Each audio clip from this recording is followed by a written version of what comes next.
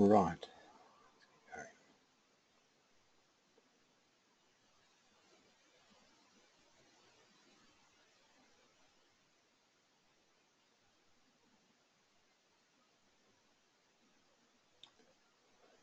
Right, so good morning all. My name is Tim Wiggins. I'm one of the vendor managers on the Fortinet team. I'd like to welcome you all this morning as well. So I'm here to talk about a little bit around advanced threat protection and FortiSandbox. And as you probably all well aware, and all the hype in the media and that recently around all the ransomware stuff, it's quite a relevant subject. What I thought I would do this morning is also take a little bit of a slightly different approach in that what I'm actually going to cover off this morning is a little bit around ransomware as a backdrop to everything that that I'm going to roll up to and get into the sandboxing side of things. I'm going to look at some of the attacks. I'm also going to look at some examples of emails that we've seen coming along. And I've got a couple of different examples. Some of them people will be familiar with, but some of them are really quite difficult to track. And then I'm going to roll into a little bit around the sandboxing, how it all fits together, why Fortinet, why the Fortinet sandbox, and how it also fits into the security fabric as well. For all you guys out there, please let your technical people know at 11 o'clock, Chris Pritchard will be actually doing a deep dive into the actual FortiSandbox. So Chris will actually be showing the physical sandbox, how and what it can actually do from a technical level as well. So a little bit of a backdrop into sandboxing and the advanced threat protection area. And when we look very quickly at some of the trends that are around, we're seeing a lot of adoption of cloud technologies, cloud services, and the number of customers I've been talking to are putting things into Azure, AWS, using other third-party cloud services as well, and it's growing at a significant rate. So that is part and parcel of what needs to be protected out there. And you've only got to look at the news of how that's actually growing. The second trend that we've seen happening is around the Internet of Things. And it's not just confined to televisions, refrigerators, and your home energy management systems and that type of thing. But you know, there is a number of different products coming out, and I'm not sure how many of you out there have got your Amazon Echo, your Nest thermostat, but your laptops, iPads, etc., are all part and parcel of that. And to the extent that in some countries, there was an article recently where Germany has actually banned Kayla, which is an internet doll, because of its potential openness in terms of security and the ability to actually monitor the users. So it would can potentially be hacked, and someone could actually use the camera within Kayla to monitor audio and the actual kids and that behind or playing with the doll as well. So the Internet of Things is growing at a phenomenal rate, and there's some numbers being thrown around. I hear of numbers of the region of 5.5 million devices added every day. And as I said, a lot of those are headless devices. They have very limited security in them, as I mentioned with Kayla as well. And we're also seeing that coming into organizations, into companies, where they're actually implementing internet-based devices as well. The third trend that I'm going to mention here is also around the skills shortage. A lot of enterprises are struggling to cope with finding appropriate IT staff and bringing those people on board. So there's a lot going on with managed services, again with putting things into cloud-based services as well. And again, there's been a lot in the media around that, and there's a lot going on in the UK around trying to beef up education and getting people on board for the future as well. So we've all heard all the stories going around recently with NHS and everything that happened out there. the WannaCry. We've also heard of the likes of the Debenhams, which actually wasn't Debenhams that actually was breached. It was actually Ecom Nova, who are actually the organization that provides the flowers to Debenhams customers. So their systems are actually hacked, and the information put onto the internet. And we've seen things like Sports Direct as well, details that have been compromised, and particularly from their payroll system. So the breaches are continuing to happen, and it's ongoing. The ones that we see visibility of more than anything else are the ones around ransomware. And ransomware is seen as being a growing or a volume business. And this is just to give you a quick example of why we're seeing some of these things happening as well. So when we look at it, SMEs over the past year have been really targeted eightfold, and the number of small businesses that I've come across that have been hit with ransomware has been significant. And then we've got the likes of the NHS and the WannaCry and the Pattaya threats as well. And where do these attacks come from? About 80% of all attacks coming into an organization are in fact through what we believe to be email. So on this particular chart you'll see here, we talk about somewhere in the region of just on 60% for small businesses. The interesting thing is the we don't know section. We don't know how we got breached is an interesting one. And USB sticks, there's still an issue going on where people pick up a USB stick and plug it into the network. The interesting thing with a lot of the recent attacks is customers who had FortiGates installed and configured and were using the AV facilities and the IPS. Those people were protected because the actual threats were known threats that came out from things that had actually been patched by Microsoft several months before. So why are we hearing so much about ransomware? Is because it's visibility. That's not to say all the other stuff is not happening as well. But one of the reasons why ransomware is so high on the agenda as well is you can actually go out there and you can actually implement ransomware as or actually get ransomware and use it as a service. So I can actually go out as an individual. I can go and pay someone about $3,000. They'll guarantee me an infection rate. They'll guarantee me a payout rate. I can even go and pay someone else to go and do some acquiring of traffic, email addresses, people who want to target. I can even get that whole thing customized. I can get the whole ransomware thing specifically customized and targeted at an individual. And most of the ransomware is around, we say around 1 Bitcoin. Bitcoins have actually gone up a little bit more in price over recent months. So when this was originally done, Bitcoin was about $300. For you people who want to be in the know, at the moment they're about $2,500 US for a Bitcoin. So they do go up and down. They are a tradable currency, so they have effectively been going up and down. And the return from going out and finding individuals or organizations on the dark web who can actually provide ransomware as a service, they even provide SLAs, guarantees on that payout. And when you look at it, if you look at the actual payout figure over a 3-month period, you could probably look at around about $270,000 return from that initial investment. What's in it for the guys providing ransomware as a service? Well, you've also got to convert your Bitcoins into real cash to be able to use them. So these guys will do it for about 1/3 of the value of the Bitcoin.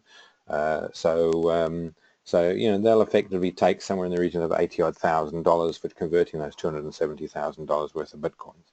So it is a business out there. That's why it's become so prolific.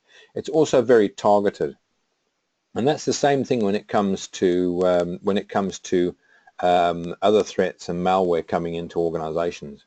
We look at a lot of the threats that have been out there. We look at the Sports Directs. We look at the one with Debenhams and some of the others. when it's not visible, where it's not something that's seen straight away, it's taking around 229 days for an average attack to be detected. And what's interesting as well is a lot of people don't know they've been attacked, and it's 67% of victims were notified by an external source. So someone's actually got the data, published it on the web, and made people aware of it. So in looking at that, we need to look at how can we help customers, how can we help protect those customers, and where does those threats, how do those threats actually get in? People say, well, I've got the latest firewalls in place. I've got a number of different methods of trying to protect those attacks. Well, a lot of it is down to the fact that it is very targeted. These guys are actually looking at ways to bypass filters. They look at social engineering, and I'm going to talk a little bit more around that very shortly. The zero-day exploits, they are writing exploits specifically targeted at organizations. And I saw one last year where we were actually involved with an insurance company. They were getting around 5 to 7 PCs within their network actually having ransomware loaded on them every week. And they won't pay the ransom, but when you think about the cost of actually rebuilding every single one of those laptops, restoring it, effectively rebuilding it in most cases, it's a lot of time, and it actually costs a lot of money. And again, there's certain of these exploits, they try to look at compression. If any of you want to see whether your existing firewall services are actually detecting some of the stuff that's coming through existing websites with compression, you can go onto the Fortinet website, test your metal, and that will put a test signature into a file, compress it in a number of different formats, and pull that through the firewall that you may have. And if it gets through, it'll actually even flag it in a nice bold red letters as well. And then also the bot command and control centers, access to those is got quite sophisticated now as well, whereby they actually utilize the services on the machine that's been breached, and actually encrypt the communications, create a VPN link effectively out of that machine, going out onto the internet and to that command and control center. So these are the types of things that they're using to try and thwart and get around the technologies that we are putting in place to stop people breaching networks. And I'm going to talk a little bit more around sandboxing and how that helps in those areas. The one thing I mentioned the human factor. So I've got a couple of areas, and I just want to highlight certain things to you around, for example, emails. Some years ago, we used to get these emails that used to come in. They used to be pretty badly worded, I'd say, when you look at the actual content of this email. And they would come in, they wouldn't necessarily follow a specific format. So what you would see is an email with an address that doesn't actually match to the specific, for example, Amazon in this case, poor language in there, poor spelling, and a sense of urgency of trying to get people to do things. And this is how we saw things probably a couple of years ago. We saw a lot around banking type applications as well. And things have moved on, and it's become a lot more difficult with in terms of the human element as well. So this is an example of an email. This was one actually my daughter received. It looks just like an Amazon order. It looks genuinely like an Amazon order. If you go in and you took one where you had actually placed an order, the logos are correct, the layout is correct, the wording is even correct. But there was a couple of things that were noticeable when we were looking at it. The actual address was not from Amazon when you looked at it. There was a couple of other things on there. There was the wrong address, and that was to try and create concern. Hey, we're going to deliver this item to this address. That's not the address where we live. And at the same time, gives me a link to click on to go to the help page, and that link doesn't go to Amazon. It goes off to a site to pick up some malware. So it goes through to a way of me getting to do an action to download something, some malware onto my my machine.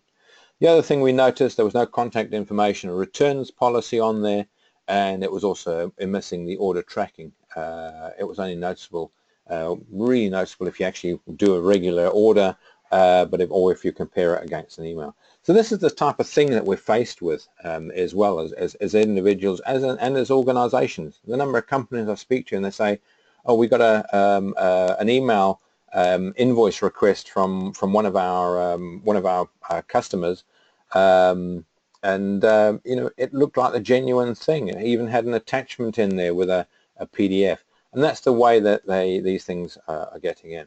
And the guys out there, the bad guys, you know, they are doing some other things out there, really targeting organizations and individuals.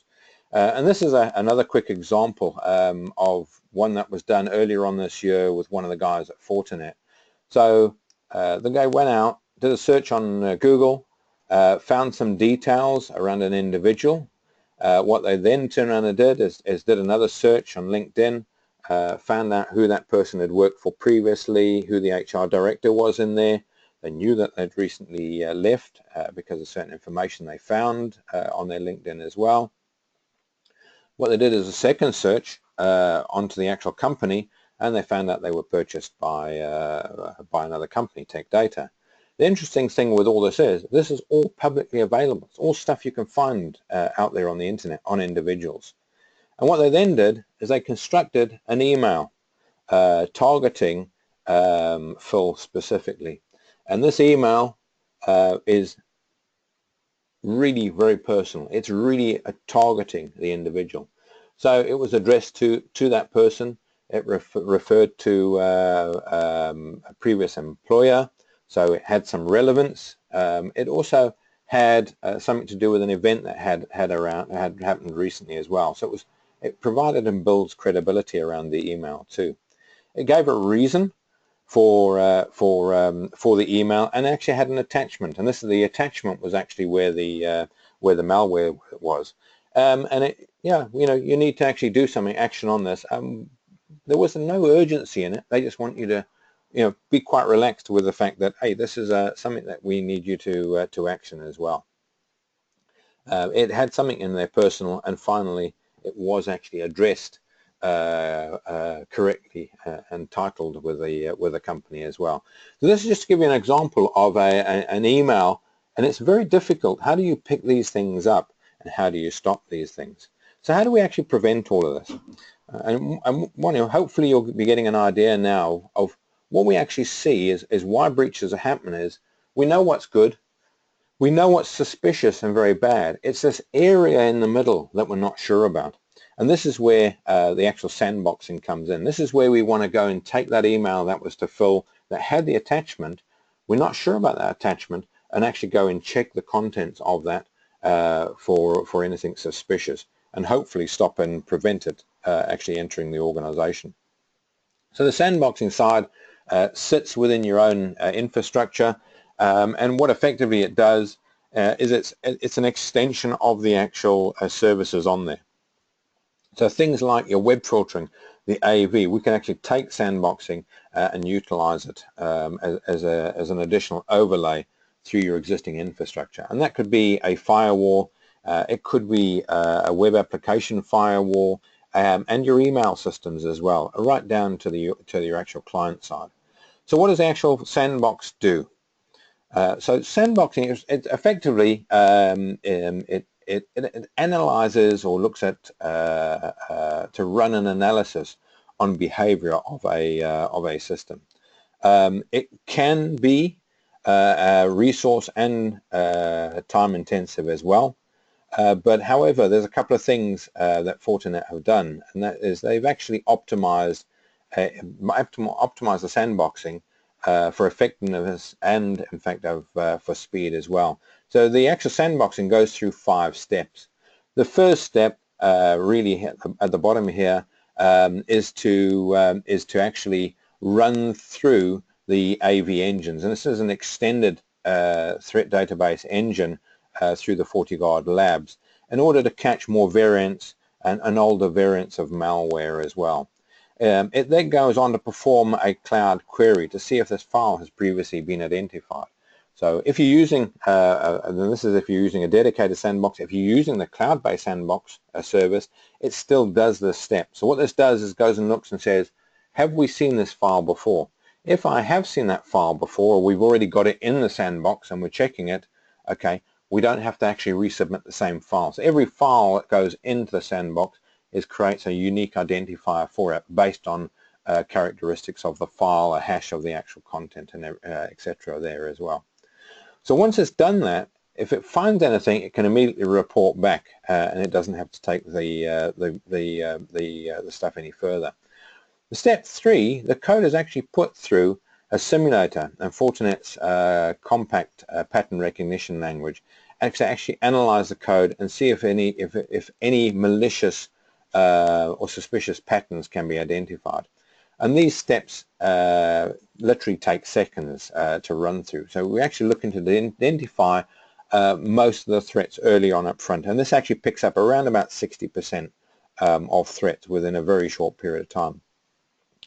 Step 4 is actually where the code is actually placed in a full virtual sandbox. So this is where the actual code, the file, the links, and the content that's been downloaded is put into a virtual environment that emulates an endpoint type device. So it'll be running Windows, it'll have Office running, it'll be able to check Excel files, PDFs, it'll look at what web links are in there as well. What links does it go out to? Does the links go out to malicious websites?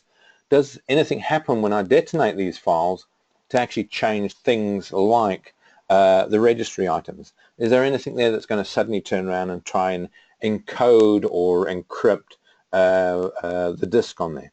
So this is all maintained and kept within the actual virtual sandbox. And it absolutely observes that code and looks at it as if it looks to see if it is malicious and if it will actually expose itself. And it does that. It also does time lapse. It accelerates time through the sandbox and some other things as well. And then the 5th step of that is actually reports back the activity that's actually happened in that sandbox. So it's an analysis of that data. Is this object, is it risk? Has it risk rating? What's the risk rating on that object? All this information is also shared with a FortiGuard Labs team. So if there is suspicious and it is seen to have a malicious content, that is also shared back up into the FortiGuard Labs in order to create new security updates and improve and extend the FortiGuard security ecosystem.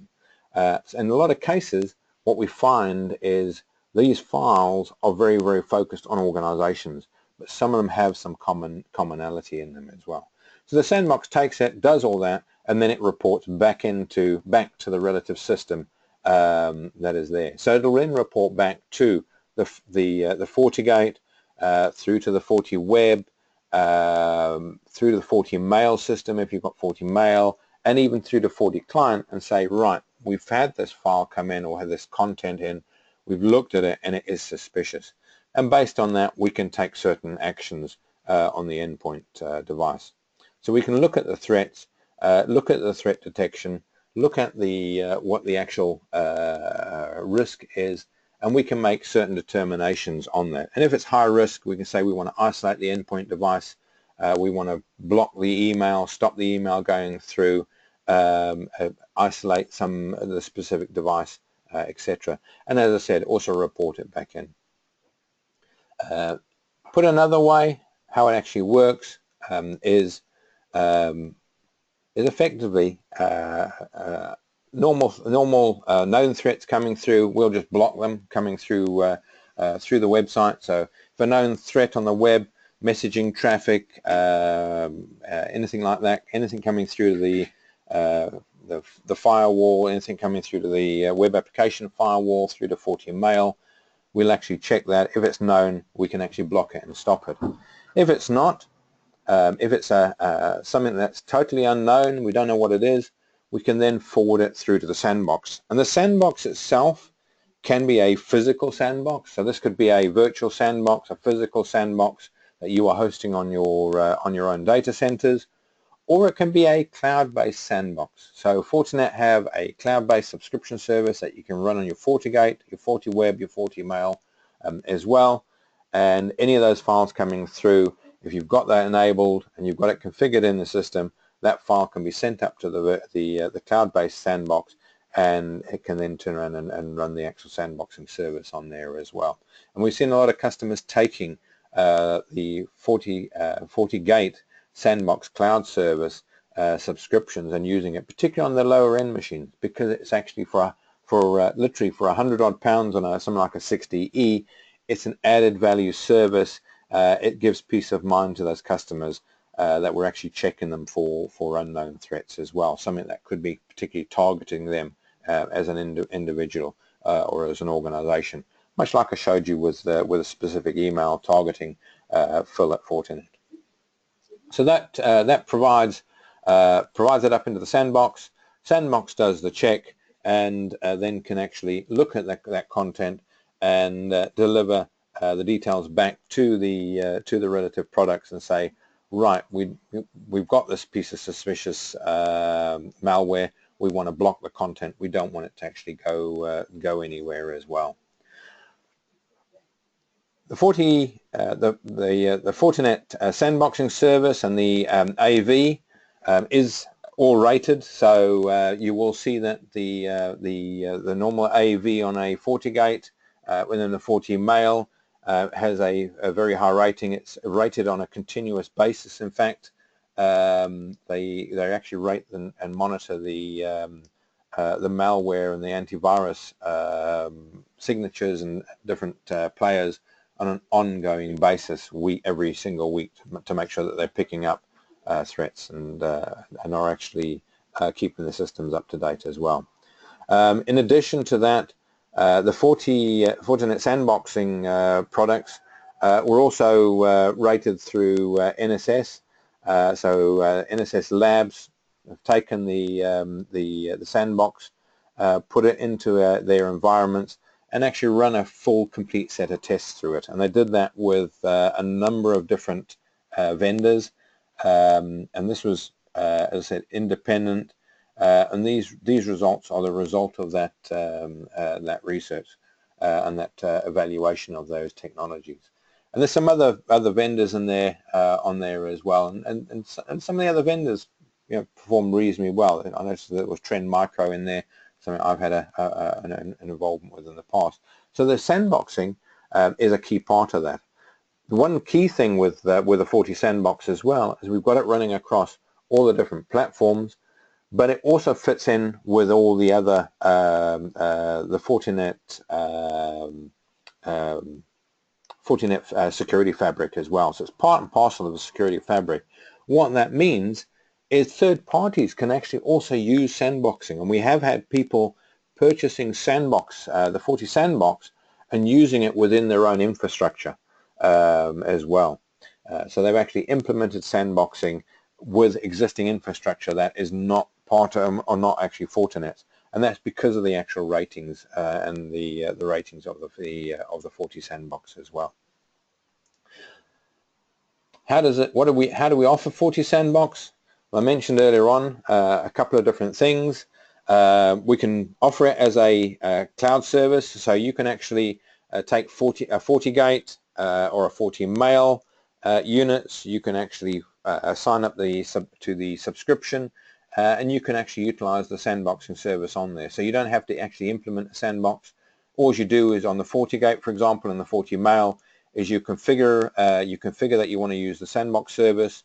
You can tell it what cloud login services that you have for that as well, and then you configure the appropriate rule base to send files to the sandbox service. So an email comes in, it will go into the FortiMail, be it a gateway or as a full mail server. That mail will be checked if it's got any content in there, and it could be links or files, so PDF, Excel attachments, etc. We're not sure about those files. It will then take those and send them up into the FortiSandbox cloud service to actually be detonated and looked at and interrogated. We can do it as a VM. It's a very cost-effective way of doing it. So you can install it into a VMware, and the FortiSandbox only runs in VMware at the moment. That's because the FortiSandbox uses virtual machines, and it actually uses virtual machines within the virtual machine environment, which can only be provided by VMware. So the FortiSandbox VM is another option.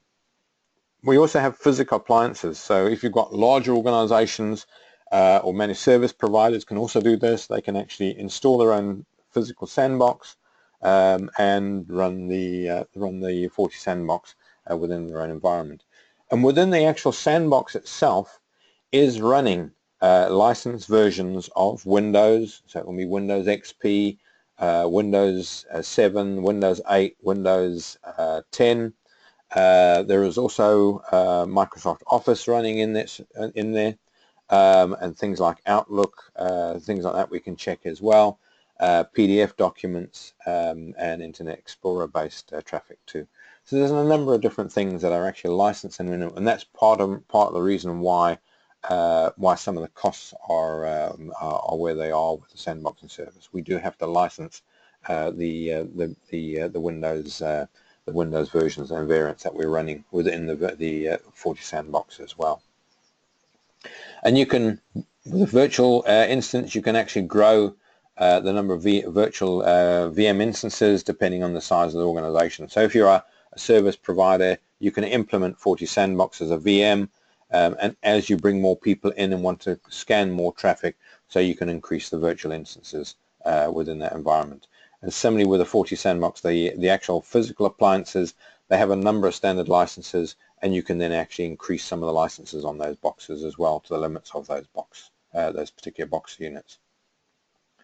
Some of the I've been asked what's some of the new stuff between the FortiSandbox, the first release, and the new release that came out. So there's a couple of new things that we've started able to be done with the new releases that came out. I mentioned that it includes licensing for Windows, Microsoft Office, Internet Explorer. We can now follow URLs to scan the objects as well. So if you've got a link or URL, goes out to the internet, downloads some content, we can actually follow that link and see where it actually goes. We can also inspect network file share locations. So you can actually effectively point the FortiSandbox, if you've got a physical or a VM FortiSandbox, at a file share and say scan all these files. Or you can send an individual file to it as well to be scanned. And it also links in with some of the third-party tools out there. We got SSL inspection, and there's a lot of work being done to actually improve the performance on there as well. Bearing in mind it is having to simulate an endpoint device as well. So there's a lot of work being done out there, and hopefully that gives you a pretty good idea of what's happening too. One of the tools that we're seeing customers use around the sandboxing as well with customers is the CTAP, and we've got a whole section that we run on CTAP as well. So for you guys that don't know, CTAP stands for the Cyber Threat Assessment Program. What we do with that is we will loan you a FortiGate unit. It can go and be installed on the customer site for around about 7 days. It is a free service, so you can put a request in. We'll send out a CTAP unit. We will actually help you do the first 2 installs of a CTAP unit. It takes about 30 minutes to actually install and configure it, because we pre-configure the boxes. And what the CTAP unit does is it monitors all the traffic on the back end of the firewall coming through the network. And what it does is it reports back on the security risks. So it will report back on potential vulnerabilities. So like I mentioned earlier on, if you haven't got certain things up to date, you've got things like application vulnerabilities or certain vulnerabilities within your existing firewall infrastructure. It will highlight those. It'll highlight the fact that some of the stuff that you have in your network is not up to date, and security risks could be there. And it's a very detailed report. It also lists up all the applications and web usage as well, what people are using within the network, so you can actually look at user productivity. And then it also looks at network performance and areas where you can improve. So it'll turn around and tell you people are using peer-to-peer type communications. It's high risk. It's also utilizing a large amount of network resources as well. So it's a very good tool for going in, talking to customers around the threats, and actually doing an assessment of what they've actually got coming through their network as well. So finally, hopefully that's been helped you in terms of understanding a bit more around the FortiSandbox and some of the threats that are out there as well. And just to finish off, so as I said, you know, and as we've seen, breaches are continuing to happen. I think the ransomware stuff that we've seen gives us very high visibility of it. We don't see a lot of what's happening silently underneath the bonnet, so to speak, with threats that are coming in, obtaining data, downloading details, putting them onto the internet, because of the length of time it's taking for that to happen. So we'll suddenly hear about a breach 6 months after it's actually happened, and someone's actually published all the names and emails and passwords from an organization that they've managed to download them from. Sandboxing helps address those problems. It helps address the malware problem. It helps address the ransomware problem as well. The sandboxing is all part of the whole Fortinet security fabric, and it provides a broader approach to network security as well, and help reduce that time. Thank you very much for your time. Hopefully that's been informative. If you've got any questions, more than happy to take them now, or welcome to drop me an email as well, or to any of the Fortinet team. So as I said, my name is Tim Wiggins, so you can drop me an email, twiggins@exclusive-networks.co.uk. More than happy to field that. If you've got any questions now, quite happy to take those questions as well.